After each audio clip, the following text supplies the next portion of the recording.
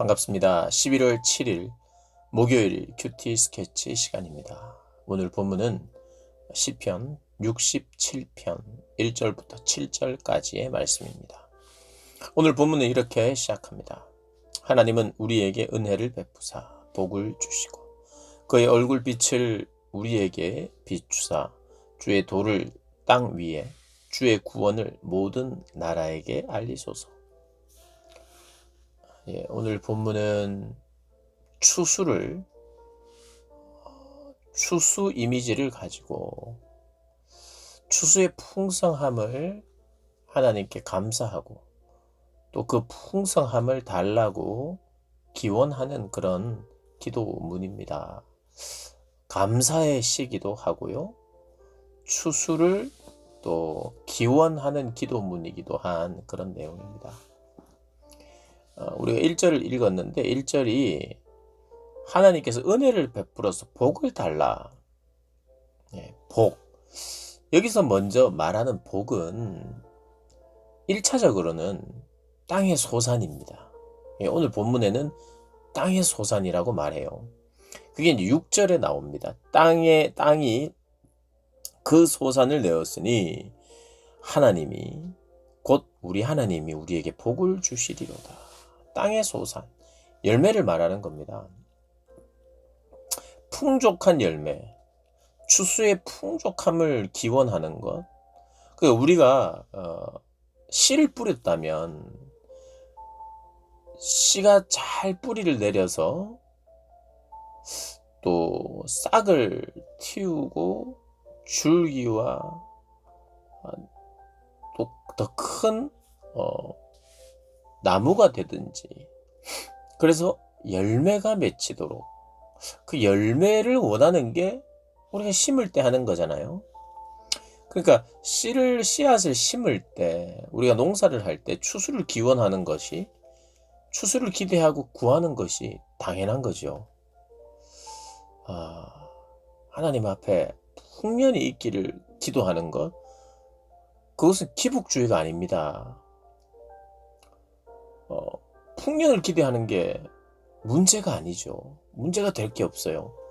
풍년을, 많은 수확을 내는 것, 당연히 우리가 구할 수 있는 것입니다. 물론 이제 그 복만, 그것만 구한다면 이제 기복주의가 되겠죠. 그것을 구하는 이유와 그것을 어떻게 써야 될지에 대한 고민도 할 뿐만 아니라 관심이 거기에만, 이 많은 것을 수확을 하는 것에만 관심을 기울이고, 남들은 어떻게 되든지, 남들은 풍년이 안 되기를 바라든다든지, 그런 악한 생각을 한다면 그건 큰 문제죠. 그런데 기본적으로 추수에 대한 열망, 풍족한 것을 구하는 것은 모든 사람의 공통적인 그런 바람이죠. 그래서 이스라엘이 그렇게 하는 것이 문제가 안 돼요. 그리고 하나님은 또 풍년을 주시길 기뻐하시는 분입니다. 그래서 하나님 앞에 그의 얼굴빛을 비추어 달라, 이 말은 은혜와 호의를 베풀어 주셔서 풍년을, 풍성함을, 부유함을 하나님 주십시오, 이렇게 기도하는 거예요. 그러면서 2절을 보면 주의 도를 땅 위에 주의 구원을 모든 나라에게 알리소서. 자, 1절이 하나님께서 은혜를 베풀어셔서 우리에게 은혜를 베풀어 주셔서 그것은 풍성하게 하셔서, 2절을 주의 도를 땅 위에 주의 구원을 모든 나라에게 알리소서, 이렇게 이야기했는데 주님의 길을 말하는 거예요. 주님의 길과 주님의 구원을 모든 나라에게 알려달라는 것이, 갑자기 이것을 1절과 2절을 읽으면서 2절에 포커스를 맞추고, 주님의 길이, 주님의 도가 무엇인지 가르치고 다른 열방에 가서 전도해야 된다라고 생각하는 경향이 있어요. 물론 우리가 이것을 더 우리 현재의 삶 속에 신약적인 의미로 적용할 때는 그게 가능합니다. 그런데 지금 본문 안에서 먼저 말하는 것은 이런 의미예요. 나에게 큰 복을, 많은 수확을 주셔서 주님이 나를 사랑하시고 우리에게 베푼 호의, 주님의 그 주님의 길, 그리고 우리가 받은 구원, 여기서 말하는 구원은 풍성함을 말하는 겁니다. 그 풍성함을, 즉 하나님께 우리가 사랑을 받고 은혜를 받은 백성임을 모든 나라에게 알려주소서. 그러니까 이런 겁니다. 하나님 우리에게 풍성함을 주셔서 하나님이 얼마나 우리를 사랑하며 복을 주시는 분인지 다른 주변의 나라가 우리가 하나님께 사랑받는 모습을 보고, 야, 저 나라는 정말 하나님께 사랑을 받는 나라구나 라고 알게 해달라는 거예요. 1차적으로. 그러니 이런 거죠. 하나님 우리에게 복을 주셔서 다른 이들이 볼 때에 우리를 복 주시는 분은 하나님이시고 복 주시는 그 하나님은 이스라엘을 사랑하시는구나를 알게 해달라고 지금 기도하는 거예요. 그러니까 우리가 1차적으로 그 의미로 하나님의 말씀을 대해야 되겠죠. 그러니 이스라엘 백성들은 이렇게 기도했어요. 하나님, 저를 풍족하게 하셔서, 풍년을 주셔서, 풍족한 추수를 통해서 우리가 얼마나 하나님께 사랑받는 나라인지 다른 사람들이 알게 해주세요. 그럼 우리가 적용할 수 있죠. 하나님이 우리에게 복을 주셔서, 그래서 우리의 삶이 또 달라지게 해주셔서 하나님이 우리에게 채워주실 뿐만 아니라 나의 삶이 선한 삶을 삶으로 말미암아, 저 사람은 정말 하나님께 사랑을 받는 사람이구나, 하나님이 인정하시는 사람이구나, 나를 하나님 알게 해주세요. 다른 이들에게 하나님께 사랑받고 하나님을 사랑하는 사람이라는 것을 알게 해주세요라는 그런 기도라는 거예요. 그러니 우리가 오늘 이 땅을 살면서 하나님, 내가 하는 공부라든지 내가 하는 전공이라든지 내가 하는 일이라든지 하나님, 이 일을 통하여 하나님이 저를 사랑하시는 것, 이 일의 열매를 통하여 하나님이 저를 사랑하시고 사랑하는 자에게 좋은 것을 주시는 하나님이신 것을 알리게 해주세요. 여러분, 이렇게 기도할 필요가 있습니다. 그게 하나님께 영광을 돌리는 방법이었어요.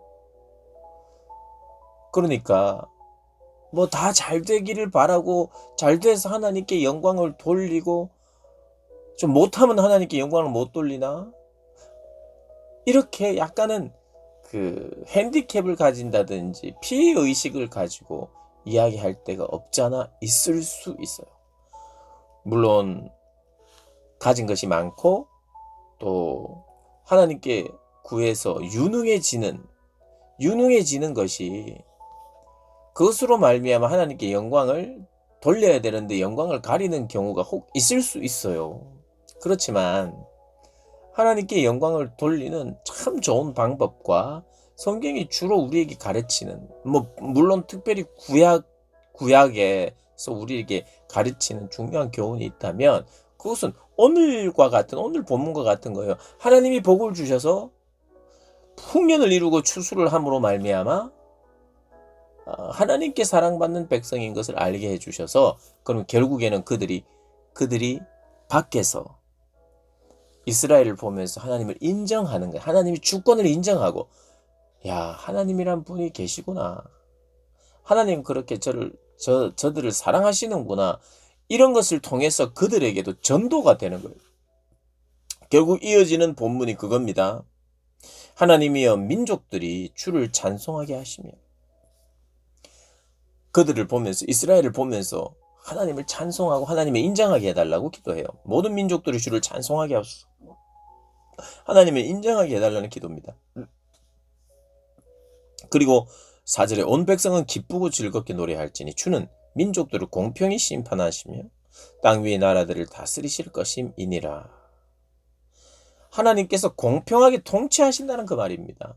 하나님이 얼마나 공평하게 통치하시는 분인지 알게 해주시고, 그래서 그 공평하신 통치 아래 사는 사람들이 정말 기뻐하고 즐거워할 수 있도록 해달라고 기도합니다. 그리고 하나님이 민족들이 주를 찬송하게, 계속해서 민족들이 하나님을 찬송하게 해달라 그래요. 모든 민족으로 주를 찬송하게 해달라고 합니다.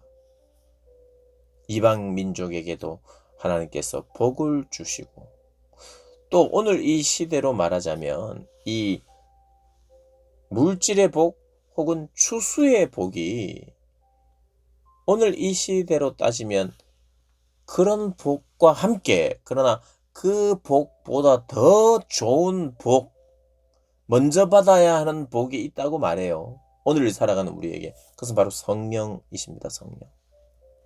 그래서 성령은 사실요, 오순절의 성령이 예수님께서 부활하시고 승천하셔서, 부활하고 승천하신 이후에 한 50일째 되는 날이, 6월절로부터 해서 50일째 되는 날이 오순절인데, 오순절은 뭐냐 하면 추수를 감사하는 날이에요. 추수.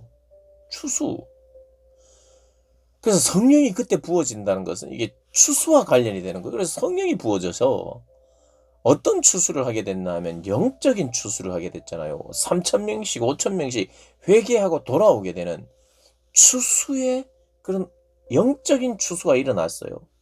그럼 오늘 이 시대를 살아가는 우리들에게는 하나님께서 물질적인 복, 또 그리고 농사가 잘 짓게 되는 이 풍년의 복도 허락하시지만, 그러나 더 중요하고 또 반드시 있어야 되는 복이 어떤 복이냐? 추수의 복인데 바로 영적인 추수의 복이에요. 영적인 추수의 복이 가능하도록 하신 분이 바로 성령 하나님이십니다. 성령님. 그러니 우리에게는 복이 또 무엇이냐? 성령님이죠. 그래서 예수님께서 그렇게 구하셨잖아요. 어떤 아비가 좋은 것을 아들에게 주지 않겠느냐? 생선을 달라 하는데 뱀 주겠느냐? 가장 좋은 것 주시는 분, 그 복을 주시는 분이 사람이 바로 아버지인데, 그 아버지가 성령을 주시지 않겠느냐라고 말하고 있죠. 그 성령은 우리로 하여금 풍성케 되고 추수하도록 만드는 분이기 때문이에요. 그래서 이제 오늘 이 시대를 살아가는 그런 신약적인 의미로 이 말씀을 우리가 해석하자면, 우리의 가장 큰 복은 성령이십니다. 성령.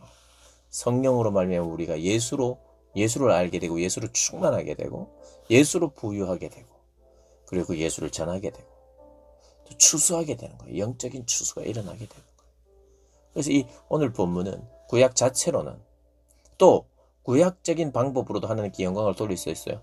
우리가 복받는 것을 통해서 다른 이들에게 하나님을 알게 되는 뿐만 아니라 그들이 하나님을 인정하게 되고 진정한 영적인 추수가, 풍성함이 있기 위해서 하나님께서 성령을 보내주셨는데, 그 성령을 누리고 그 성령으로 말미암아 또 복음을 전하는, 예수를 전하는 그러한 삶이 우리에게 가장 복된 삶이고, 오늘 이 본문이 기도하는 바에 더 깊은 의미라고 우리가 할 수 있게 했죠.